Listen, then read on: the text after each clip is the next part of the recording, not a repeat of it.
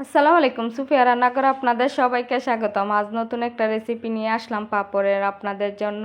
এটাকে আমাদের অঞ্চলে বিউটি পাপড় বলে। আপনাদের এই জায়গায় কে কী নামে ডাকেন জানি না, অবশ্যই কমেন্ট করে জানাবেন।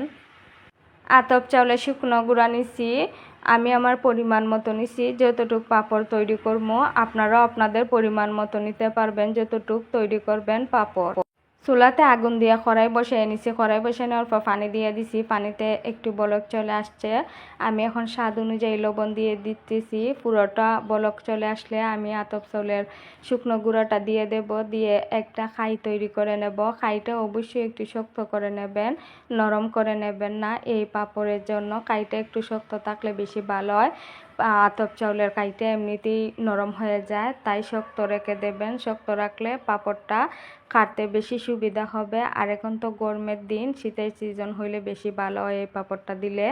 আর খাইটাকে গরম থাকতে থাকতে মাখিয়ে নেবেন, হাতে ঠান্ডা পানি লাগিয়ে দিয়ে খাইটাকে আমি একটু খাই নিছি। আপনারা যতটুকু বড় দেবেন ততটুকু খাই নেবেন, নিয়ে একটা রুটি বেলে নেব। এভাবে রুটি বেলে নেবেন। আমি কিন্তু রুটিটা তেমন বেশি একটা ভালো বেলতে পারি না, যতটুকু বেলার বেলছি। তো আমি এখন ফুড কালার দিয়ে দেব রুটির উপরে। এক পিসটারে কিন্তু দেব, দুই পিসটারে না, এক পিসটারে। এভাবে ফুড কালারটা ভালোভাবে মিশিয়ে নেবেন। যাদের রোদের সুবিধা নাই তারা কিন্তু ফ্যানের বাতাসে বা বাইরের বাতাসে রেখে দিলে কিন্তু এই পাঁপড়টা শুকিয়ে যায়। এই পাঁপড়টা দেখতে যতটা সুন্দর, খাইতে তার চেয়েও বেশি মজা। ছোটো বড় বাচ্চাদের সবারই কিন্তু এই পাঁপড়টা খুবই পছন্দের আর খুব ভালো লাগে, আর টেস্টও পাওয়া যায় এই পাঁপড়ের মধ্যে। আর এই পাঁপড়টা যাদের মনে হয় ঝামেলা, তারাই কিন্তু এই সহজে খুব সুন্দর করে কিন্তু একটা ডিজাইনও দিয়ে দিতে পারবেন। ডিজাইনটা কিন্তু খুবই সুন্দর হয়, খুবই কম সময়ের মধ্যে এই ডিজাইনটা তৈরি করা যায়।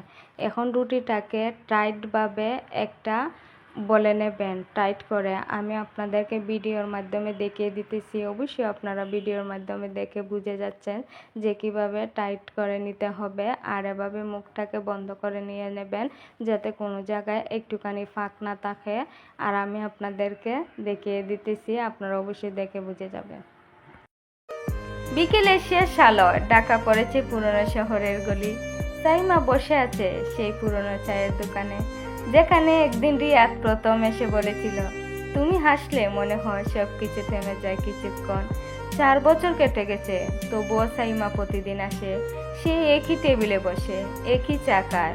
কারণ রিয়াদ প্রতিজ্ঞা করেছিল, যদি কোনোদিন দূরে যেতে হয় আমি ঠিক ফিরে আসব ওই জায়গায়, সেই বিকেলে, ঠিক ওই সময়ে। রিয়াদ চলে গিয়েছিল হঠাৎ একদিন, কোনো খবর ছাড়াই। কেউ জানতো না কোথায় গেছে, কেন গেছে। সাইমা শুধু জানতো রিয়াদ ফিরে আসবে। অপেক্ষা ছিল প্রতিটি সন্ধ্যা, প্রতিটি বিকেলে, প্রতিটি চায়ের কাপের দোয়ায়। সেই দিনটা ছিল 6 জুন। 4 বছর পর হঠাৎ কেউ এসে চুপচাপ একটা চিঠি দিয়ে যায়, তাতে লেখা, সাইমা, সময় তোমার অপেক্ষার চেয়ে বড় ছিল না। আমি ফিরিনি কারণ আমার ফেরার পথ বন্ধ হয়ে গিয়েছিল, কিন্তু তুমি ছিলে আমার প্রতিটা নিঃশ্বাসে। তুমি ছিলে আমার শেষ বিকেলের আলোয়। ভালো থেকো এই গল্পের মতনই চিরন্তর। সাইমা চিঠিটা বুকে চেপে ধরে চায়ের কাপ ঠান্ডা। আবারও চুলায় চলে আসলাম, একটা পাতিল বসে পাতিলের মধ্যে পানি দিয়া একটা মাটির হাঁড়ি দিয়া দিছি উপরে দিয়া। মাটির হাঁড়িটাকে আমাদের এদিকে গাইয়ারি বলে। সেই গাইয়ারিতে আমি পাপ চলে আসছে, পিঠাটা দিয়ে দিছি, দেওয়ার পর ডাকনা দিয়ে দিছি যাতে পাপ কোনো মুন্দা না বের হয়। আর 30 মিনিট সময় লাগবে কিন্তু পিঠাটা হইতে। পিঠাটা এখন আমার 30 মিনিট পর আবারও চলে আসলাম। এখন আমি একটা চামচ দিয়ে দিতেছি, দেখেন কিভাবে ডং ডং একটা শব্দ করে। আমার পিঠাটা কিন্তু হয়ে গেছে, আমি কিন্তু এখন নামিয়ে নেব। এই পিঠাটা নর্মাল ফ্রিজে 1 রাত রেখে দেবেন। দেওয়ার পর পরদিন সকালে কিন্তু পিঠাটা একেবারে শক্ত হয়ে যাবে, শীতের দিন সকালের মতন, একেবারে শীতের দিনের মতন মনে হবে। শীতের দিন যে বিউটি পাউডার দেওয়া হয় সেটাই মনে হবে। দেখেন এভাবে কিন্তু সাইজ করে নিতে পারবেন, খুবই পাতলা পাতলা করে সাইজ করে নিতে পারবেন। একটা পাঁপড়ও কিন্তু ভাঙবে না, সবটি পাঁপড়ই কিন্তু সুন্দর হয়ে সাইজ হয়ে যাবে। এটা আপনাদের নিজেদের কাছে যতটা